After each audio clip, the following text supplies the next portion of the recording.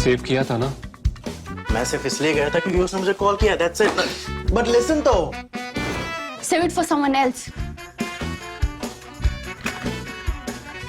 जिंदगी में सेव करना जरूरी है, मगर जब बात पैसों की हो, सिर्फ सेविंग से काम नहीं चलेगा. इक्विटी म्यूचुअल फंड्स में इन्वेस्ट कीजिए और अपने सेविंग्स को आगे बढ़ने का मौका दीजिए. Mutual fund investments are subject to market risks. Read all scheme-related documents carefully. In this edition of Global Print, dear viewer, I'm going to take you to Sri Lanka. Now, literally, I have been traveling across that paradise island. You know what a beautiful country it is. From Jaffna in the north to Trincomalee in the east and to Colombo, which is the capital of Sri Lanka. It's in the center of the country, more south than center. And I have been there over the last week. I hope you've been reading my pieces on the Print's website. I encourage you to read them and I look forward to your feedback. And this video column, this column on Global Print is about Sri Lanka. And I make 2 points in my column. The first is that there is a regional order in the making and that Prime Minister Narendra Modi over the last 10 years that he's been Prime Minister, he's winding down now. This is his last year. Elections, as we all know, will take place the next summer of 2024. So India's regional order in the making, completely ignoring Pakistan for reasons that we will not go into right now. But India is trying to integrate the rest of the neighborhood, what was once called SAARC, which is the South Asian Association of Regional Cooperation. India is pushing for the integration of the other countries in South Asia or in SAARC or in the Indian subcontinent and is trying to economically bring them much closer than they were before. That's the first point I'm making in my column. And the second point that I'm making is that for the first time, this regional order that Prime Minister Modi and the government is pushing across the region is being leveraged by private capital.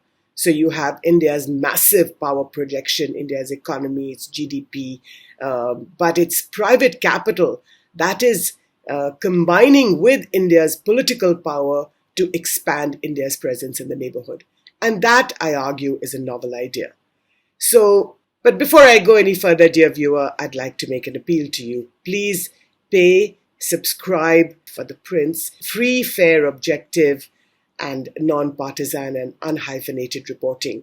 We have been bringing to you our videos, our news stories, our ground reports like the one that I have done from Sri Lanka to you on a regular basis for the last several years and across the pandemic. And I do hope you will continue to encourage us and support us by subscribing to The Print and by paying that very small amount of money. So in this column in Global Print, let me explain to you, let me expand the 2 premises that I've made. The first, that there is a regional order in the making that Prime Minister Modi has been pushing for the last 9 years or so. You remember that soon when he came to power in 2014, he sort of invited the leaders, the heads of state and government of all the 7 other countries to his swearing-in ceremony, which was in May.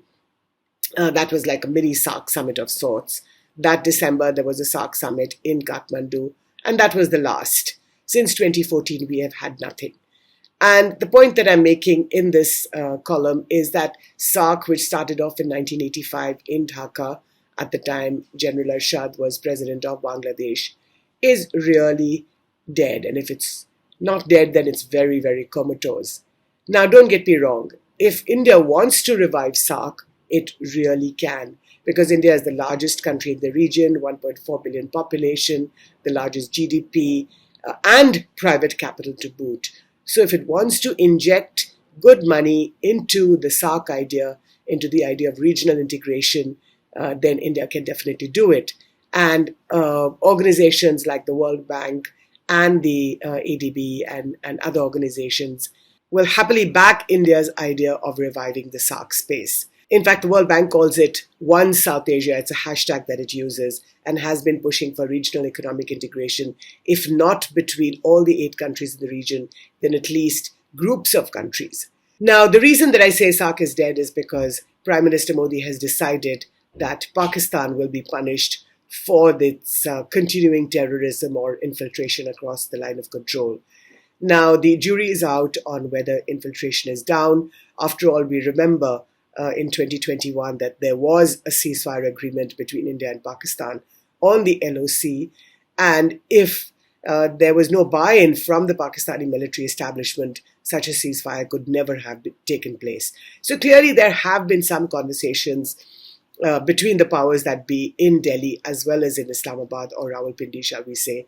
But as of now, the political situation in Pakistan is really chaotic.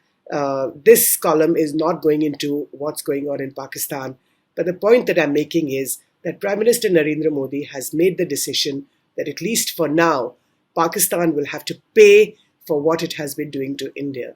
And that brings me to the second point that I'm making, which is that for the first time in this regional order that is unfolding under Prime Minister Narendra Modi's watch, private capital is leveraging India's massive power projection. Now, this is not a new idea, as I argue in the column. We've seen how inside the country, especially, big groups like the Ambanis and latterly over the last 9 years since Prime Minister Modi came to power, the Adani group has been very big in expanding its presence across India. But what is interesting is that private capital is now expanding its presence across South Asia, and this is nowhere more clear than in Sri Lanka. So you have the Adani group, which in collaboration with Sri Lanka's largest private company called the John Keells Group, has bagged the tender to develop the West container terminal in the Colombo port. You know, if you remember a couple of years ago, the East container terminal, which India had got along with Japan in a joint venture, was taken away because of trade union issues. And in its stead, the West container terminal was given to India. Now, the Adanis and the John Keells Group are developing this container terminal.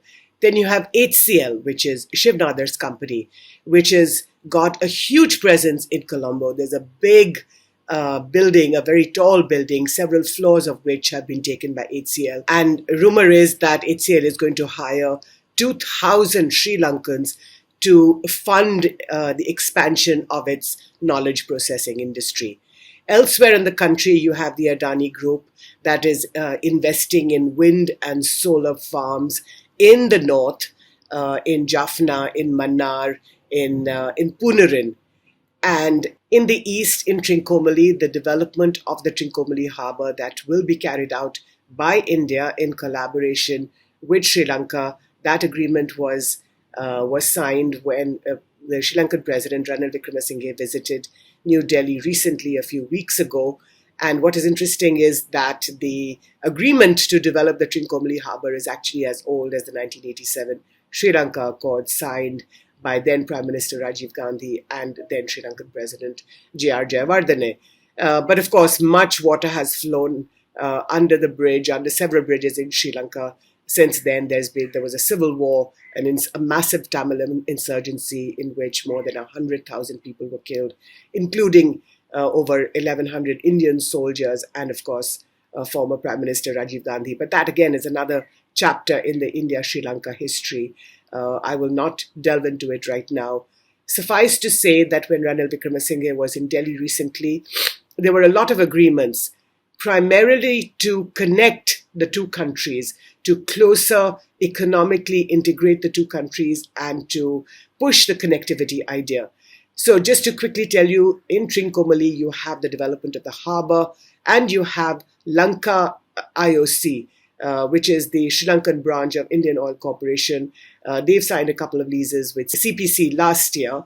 And now there is talk of an oil refinery. We don't know whether that will be in Trincomalee or whether that will be Nagapattinam, and an oil pipeline which will carry multi-products, both black oil and white oil, will be pumped undersea across the Pork Straits from Nagapattinam. The oil pipeline can land either in Jaffna, in Mannar, or anywhere on the Sri Lankan coast, which the feasibility study will decide.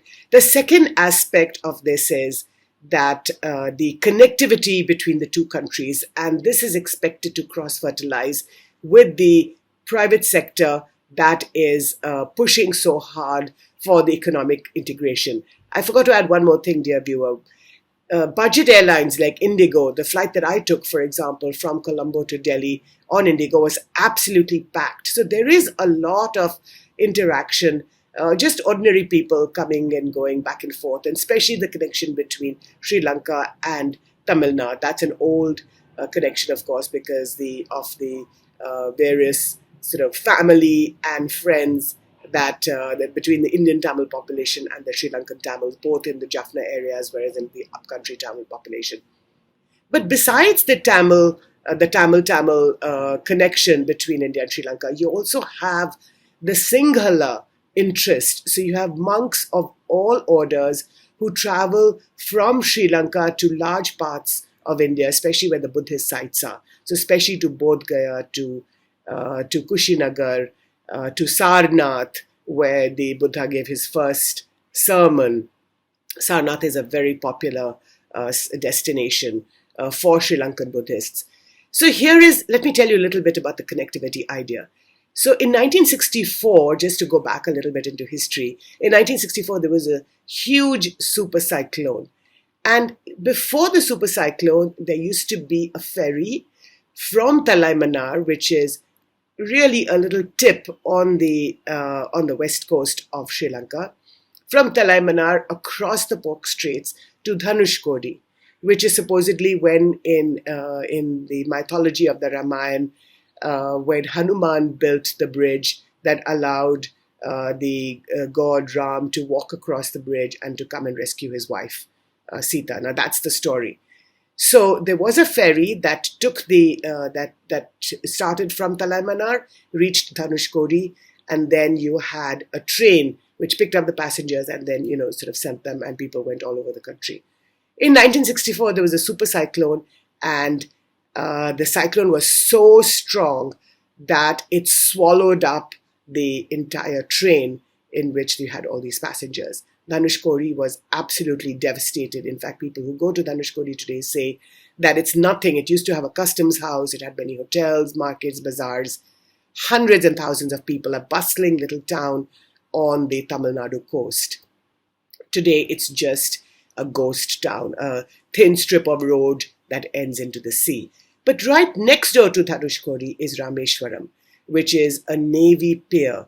There are plans to build a jetty. So you could have a couple of ferries, one from Talaimanar to Rameshwaram, or you could even do a ferry from Kanke Santurai to Rameshwaram. All these ideas are being thought of. What kind of ferry would you have? Would you have a large one, which is called a ro-ro, or a roll-on, roll-off, which means that you can have vehicles also on that boat, or one which is called a lolo, or a load-on, load-off, where you don't have vehicles, where you just have passengers.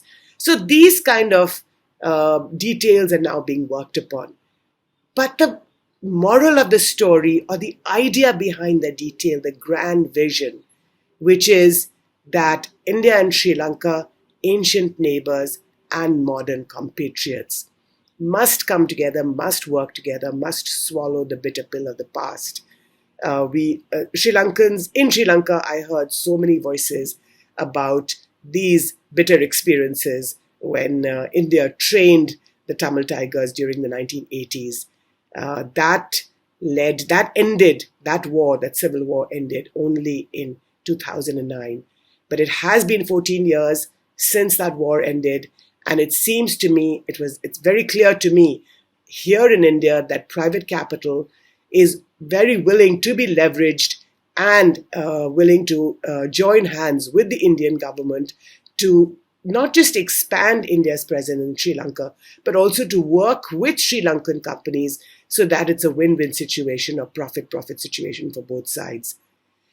This is a story that is evolving, always evolving. Ranil Wickremesinghe, the president, remember that he's an unelected president and that elections in Sri Lanka will only be held next year. Does that mean that there is a very small window for both countries to push these ideas?